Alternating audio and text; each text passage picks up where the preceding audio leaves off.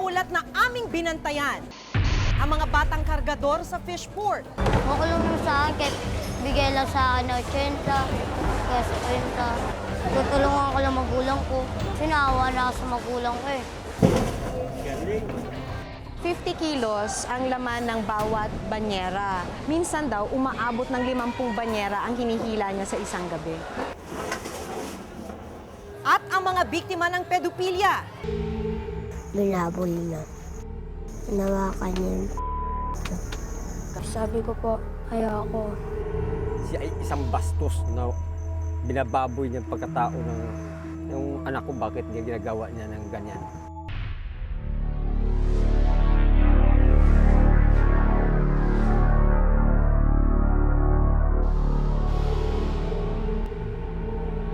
Kinakantong po.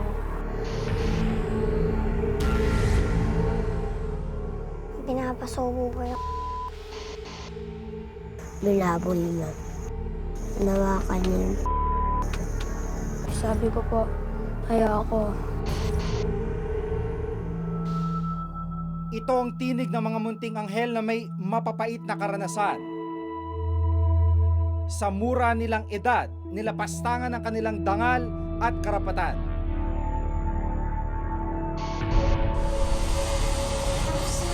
Sa videong ito, mapapansin ang batang animoy sunod-sunuran sa boses habang siya'y hubot-hubad na naliligo.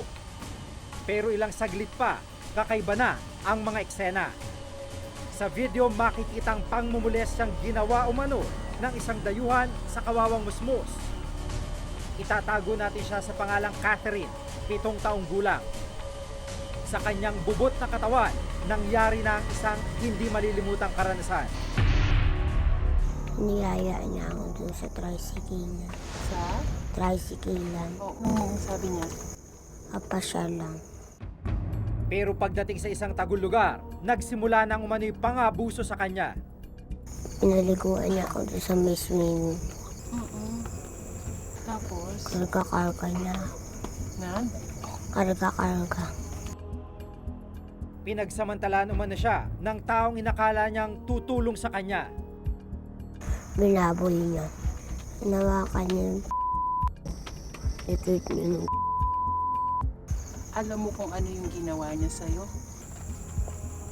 Hindi mo alam. Pero higit na nagmarka sa isipan ni Catherine ang pananakot sa kanya kapag nagsumbong daw siya sa kahit kanino. Sabi niya pag nagsumbong daw ako, papatayin niya ako. Alam mo pa na mali yung ginawa niya sa'yo, masama yung ginawa niya. Opo. Kaya lumipas pa ang ilang buwan bago nalaman ng kanyang mga magulang ang pangmumulestyang ginawa sa kanya. Bigla niya sinabi sa akin na ginagawa daw ng kano niya sa kano. Doon daw sila sa resort, naliguan daw siya. Tapos hinugasan ng niya, ganun. At saka yung ginagawa sa kano, yung kuwan daw. Basta sinabi niya. Pedophilia ang tawag sa sino mang nakatatanda na mahilig makipagtalik sa sino mang menor de edad. Yung kanyang pagkamahilig sa bata, ay sinasabing sakit na. Kasi yung kanilang klase ng pagmamahal, gusto na nila, may sexual silang relasyon doon sa bata na hindi naman pwedeng magkaroon doon dahil bata pang hindi naman pwedeng mag-consent. Ganitong masaklap na sinapit ng 9 na taong gulang na si Liana, hindi rin niya tunay na pangalan. Pero higit ang dagok na tinamo ni Liana. Dahil hindi lang isa, kundi 2 dayuhan ang di umano'y nanamantala sa kanyang kamusmusan 2 taon na nakakaraan. Yung kinakandong po ako. Pinapasubo yung dariri po na ano lang sa akin. Sabi ko po, ayoko. Tapos po, pagkasabi kong ayoko, bigla po ako nilang sinaktan. Saan to nangyayari? Doon po sa kwarto. Kwarto nino? Po. Kapalit ng kaunting halaga, nahikayat umanong bata na sumama sa mga dayuhan. 3 po yata o kaya 4. Tawag po ang Pagkatapos, anong ibibigay niya sa'yo? pera po. Magkano? Mga minsan po 40, 20. Ayon pa sa kwento ni Liana, habang minumulestya siya ng isang dayuhan, ang isa naman ang may hawak ng video camera. Sabi daw po kami raw po ipapakulong. Wala po, nananahimik lang po ako. Gaya ni Catherine, hindi rin agad nakapagsumbong si Liana dahil sa takot na naramdaman. Bakit hindi mo sinasabi? Babo kasi magsumbong. Ha? Babo kasi magsumbong. Magsumbong. Bakit? Masama ba yung ginagawa nila? Opo. Ayon sa ama ni Liana, nadiskubre lamang masaklap na sinapit ng anak nang indahin nito ang sakit sa maselang bahagi ng katawan. Parang meron siyang iniindang sakit sa kanyang maselang bahagi ng katawan. Kinabukasan, bala ko ipa-check up. Ngayon, nalaman ko doon sa isa kong pamangkin na dalaga na nakapagkwento yung anak ko na may ginagawa palang hindi maganda yung aming kapitbahay na foreigner sa kanya. Sa ipinakitang medico-legal ng ama ni Liana, lumabas na nagkaroon ito ng urinary tract infection o UTI. Halos bagsakan ng langit at lupa si Erwin nang malaman ng ginawang pang-aabuso sa nag-iisang anak. Masakit talaga po dahil wala namang katumbas na presyo yung ginawa nila eh. Siya ay isang bastos na binababoy niya ang pagkatao ng yung anak ko, bakit niya ginagawa niya ng ganyan.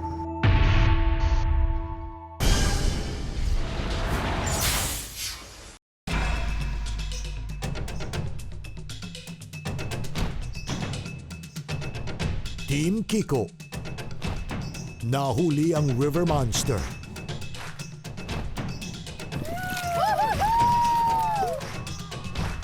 At si Gutsy.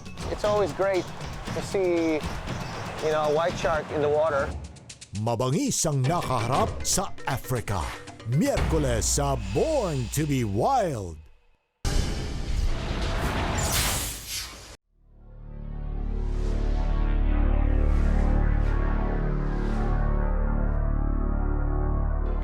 Sa magkaiwalay pero parehong sitwasyon, nagsampa ng kasong statutory rape ang mga magulang ni Catherine at Liana laban sa mga dayuhang lumapastangan umano sa kanilang mga anak.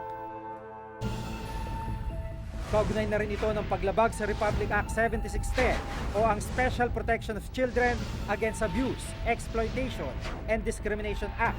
Nakasa dito na sino mang mapatunayang nagkasala ay papatawan ng habang buhay na pagkakabilanggo. Pero sa kasamang palad, nananatiling malaya ang mga taong gumawa umano ng kahalayan kina Catherine at Liana. Sa kaso ni Catherine, nakabinbin pa rin sa piskalya ang kanyang kaso. Kaya hanggang ngayon, hindi pa rin nahuhuli ang sospek.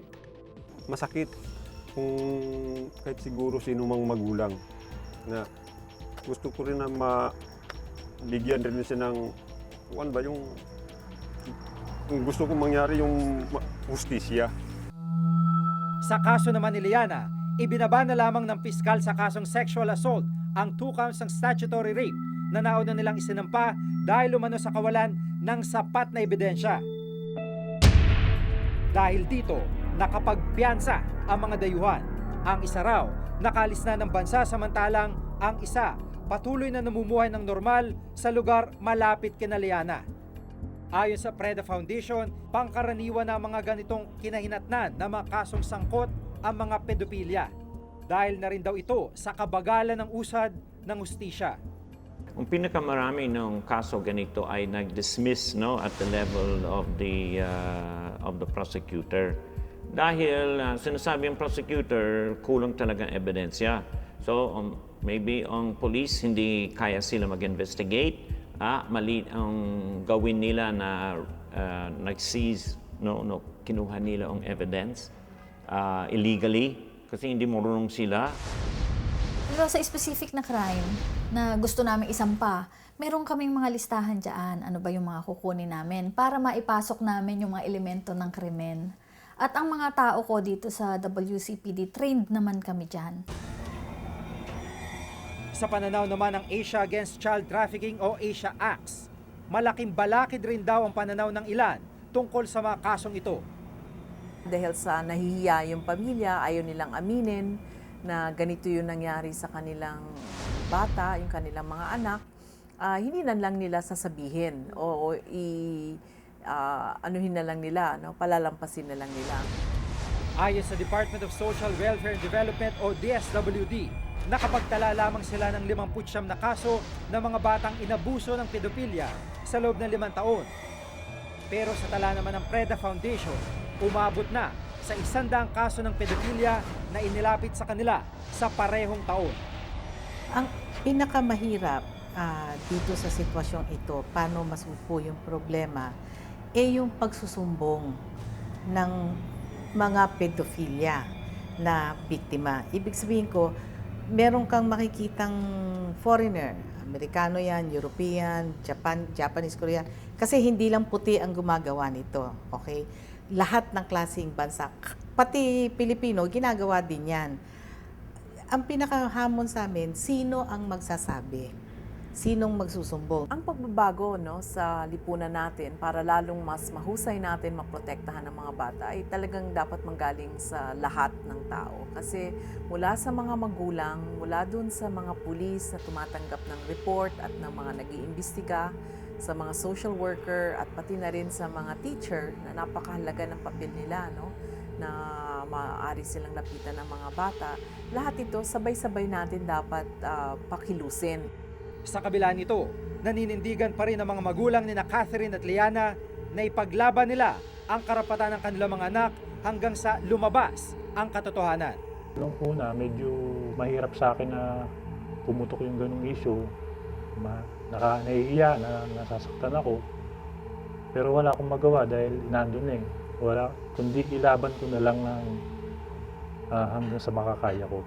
Siya ay isang bastos na binababoy niyang pagkatao ng yung anak ko, bakit niya ginagawa niya ng ganyan. Nakakalungkot isipin na sa kanilang bubot na katawan at murang isipan, nadungisan na ang kanilang dangal at ninakaw na ang kanilang kamusmusan. Ang mga sumisigaw na hinaing ni Catherine at Liana para sa katarungan, sapat na dahilan upang mas lalong paigtingin ang pagpapatupad ng batas. Upang sino man ang may sala, managot at mapagbayaran ang kanilang ginawang karahasan. Ako si Jigo Manicad at itong nakatala sa aking Reporter's Notebook. Okay lang naman sa akin, kahit bigay lang sa akin na 80, kaya sa 50. Tutulungan ko lang magulang ko. Sinawa na ako sa magulang ko Kahit gatom ka, dapat titiisin yan.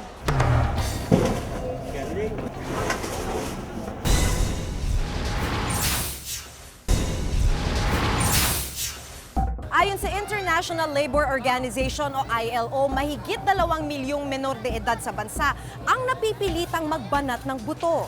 Ilan sa kanila makikitang nakikipagsabayan sa pagtutulak at pagbubuhat ng mga mabibigat na banyera ng isda. Paano nga ba sila makakaahon sa kalunos-lunos nilang kalagayan?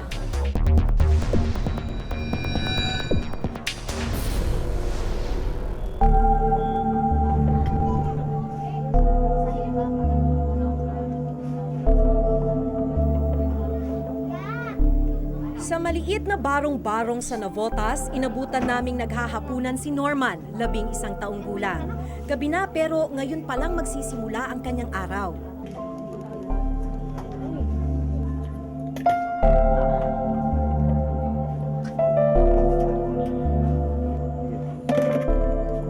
Nagkasalubong tayo kanina? Oo, nagtapos. Dito ko rin nakilala si Lola Lorna, ang kumupkup kay Norman mula pa nang siya'y isilang. Sila Norman. Nasaan po si Norman? Ay, okay. Hello po. Isang linggo lang nilabas sa ina yan. Kami na naman. Kayo na po. Narbaho na siya. Bakit po? Narbaho daw siya. Pero umuwi na probinsya nag-asawa. Iniwanan na niya, hindi niya binalikan. Maya-maya pa, tumulak na kami sa destinasyon ni Norman. Ang Navotas Fish Port.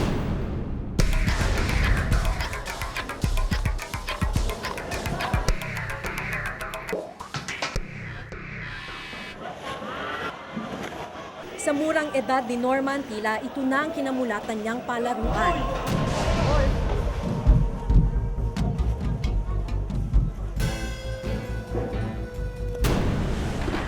Halos magdamagan ang trabahong ito.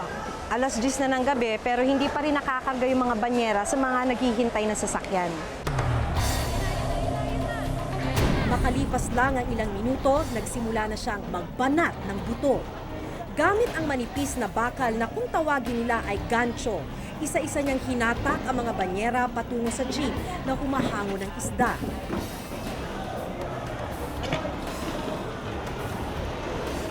Bakit lagi ka nagpupunta dito? Naisipan ko na lang maghanap ako ng trabaho, yung nakapailangan ko ba. Ayun. Tapos sabi ni Mama, huwag ka muna maghanap ng trabaho, bata pa. Sabi ko, kailangan natin tumako para pambili natin gas. Sa unang tingin pa lang, bakas na ang hirap sa mukha ni Norman.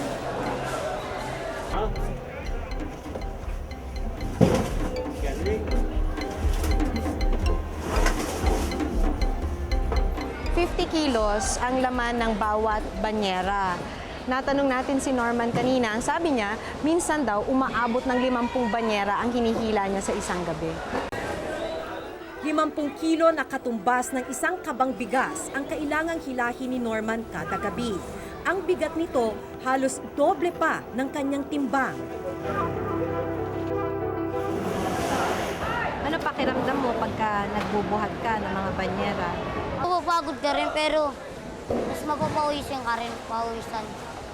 Tapos nung pawis, tapos saglitan, pahinga ka muna. Pag wala pa sila nakakuha ng kamo mo, pahinga ka muna 2 minuto. May mga masakit na ba sa katawan mo dahil sa pagbubuhat mo ng mga banyera? Minsan, pag umuulan sa tuhod. Anong nararamdaman mo pag umuulan? Tapos may halo pang lamig. Parang ka ba? Parang naaning dito ang tuhod mo. Kumikirot? Sa isang lugar kung saan mga nasa hustong gulang ang dapat nagtatrabaho ng mga gawaing gaya nito, malungkot na nakikipagsabayan sa kanila ang mga gaya ni Norman. Ayon sa pinakahuling tala ng International Labor Organization o ILO, umabot sa 2.4 million ang bilang ng mga batang napipilitang magbanat ng buto sa Pilipinas. Tingin namin dumadami yung bilang ng child laborers dahil nga ang mga magulang nila ay wala ring marangal na pamumuhay. Mapipilitan silang ipasali yung ang kanilang mga anak sa economic activities para tumaas yung kita kahit papano. Sa isa pang bahagi ng Navotas Fish Port, nakilala namin si Michael, 15 taong gulang. Tulad ni Norman, hihila rin ng banyera si Michael. 8 taong gulang pa lang daw siya nang magsimulang magtrabaho para makatulong sa kanyang magulang at 6 na mga kapatid. Mahirap po kasi sa sobrang bigat ng iniilangan ko kasi po lubak-lubak po yung iniilangan ko po. Nagkakaroon po ng pilay. Mula pa sa isang relocation site sa Montalban, Rizal si Michael. Na-demolish kasi ang kanilang tirahan sa Tondo, Maynila noong nakaraang taon. Wala pong kabuhayan doon dahil hindi rin po ako makakapagtrabaho doon. Kasi ang trabaho lang kasi doon, construction workers lang po eh. Dahil kapwa may matinding pangangailangan para makatulong sa pamilya, tuloy ang paghahatak ng banyera ng 2 menor de edad habang lumalalim ang gabi. Umuwi ka na. Magkano? Bayad. 100. Ilang banyera yun? Anong gagawin mo sa pera ngayon? Dito ka muna. Lahat?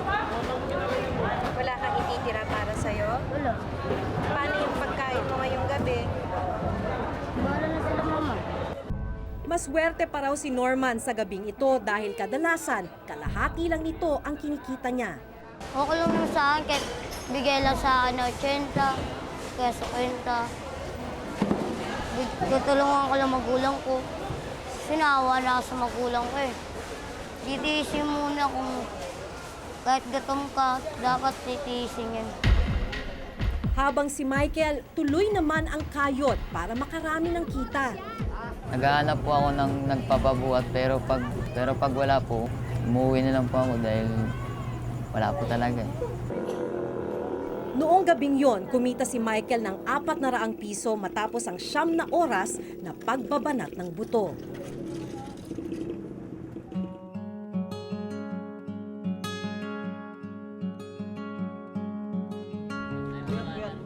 Kinabukasan, inabutan naming mahimbing pa ang tulog ni Norman.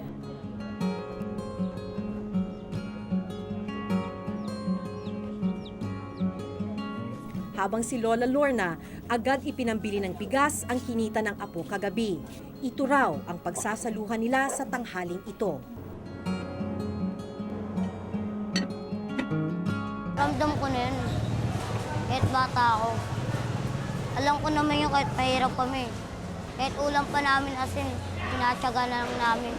O kaya tuyo, kaya suka. Ayun lang kinakain lang namin. Malaking bagay po ba yun? Makatulong naman. Paano? Kasi pag hindi ko yan, pag sabi ko punta ng sport, hindi ko yan siya papuntahin. Mawala lang yan dito, aalis yan. Kasi anak buhay lang siya. Ano po bang pangarap niyo po sana para kay Norman? Katapusan at mag-aaral ng mga anak sa Grade 5 na sana si Norman sa taong ito pero dahil sa kapos sa panggastos, hanggang grade 2 lang ang natapos ng bata. Bakit gusto mo mag-aral pa sana?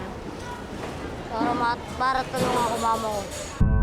Gusto man niyang makatapos sa pag-aaral, tila malabo pa ito ngayong bawat baryang kinikita ni Norman ang siyang nagpapakain sa kanyang pamilya. Tinitiis ko kahit masakit yung tuhod ko. Tiisin ko lang kahit di na ako dalhin sa doktor. Pero di naman sila nagbabudget sa akin eh. Iskarte ko na yun eh. Bukod sa epekto sa edukasyon ng mga bata, malaking panganib din daw ang maaaring idulot ng pagbubuhat ng mabibigat na banyera para sa kanilang kalusugan. Hindi ka naman maputula. Hinga malalim na. Pwede maging mahina ang kanilang immune system at pwedeng lagi sila magkaroon ng respiratory infection or ubo. Tapos in the long run, yung mga joints at saka mga muscle nila, pwede talaga magkaroon ng pain. Bagamat malinaw na paglabag sa Republic Act 7610 o Special Protection Against Child Abuse, Exploitation and Discrimination Act, na isasabak pa rin sa trabaho ang ilang paslit dahil na rin sa kawalan ng hanap buhay ng maraming mga magulang.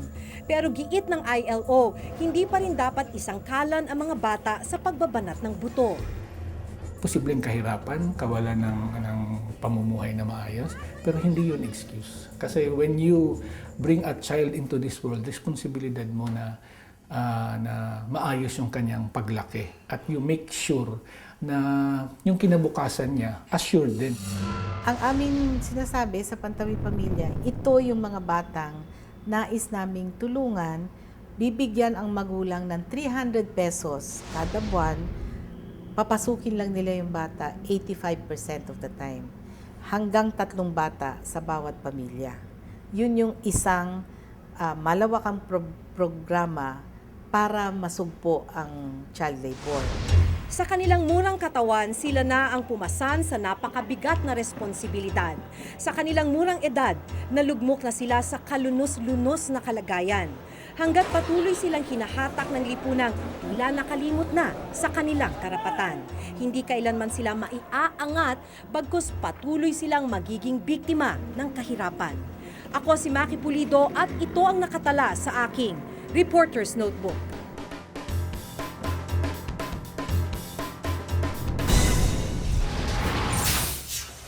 Sabi ko po, ayaw.